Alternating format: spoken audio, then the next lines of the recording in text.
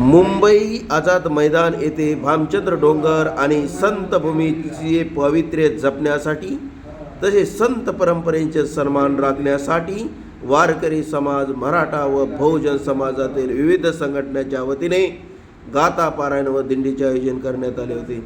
या धार्मिक आणि सामाजिक कार्यक्रमाला मोठ्या संख्येने वारकरी व नागरिक उपस्थित होते। या प्रसंगी काँग्रेस पक्षाचे आमदार भाई जगताप यांनी सदिच्छा भेट देत उपस्थितांशी संवाद साधला। भामचंद्र डोंगराशी संबंधित प्रश्न लवकरात लवकर मार्गी लावण्यासाठी आपण प्रयत्न करणार असल्याचे आश्वासन त्यांनी श्री हबप मधुसूदन महाराज पाटील यांना दिले। संत परंपरेचे जतन आणि संत भूमीचे संरक्षण करणे ही समाजाची सामूहिक जबाबदारी असल्याचे त्यांनी नमूद केले।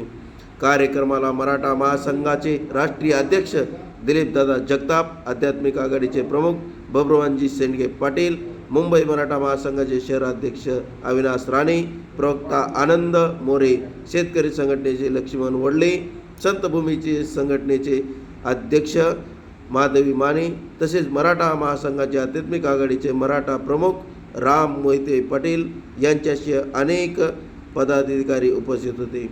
भामचंद्र डोंगर आणि संत परंपरेच्या संरक्षणासाठी समाज एकत्र येत असल्याचे या कार्यक्रमातून दिसून आले। तसेच या कार्यक्रमासाठी पैठण तसेच मराठवाड्यातून अनेक भाविक भक्त या दिंडीमध्ये सहभागी झाले होते।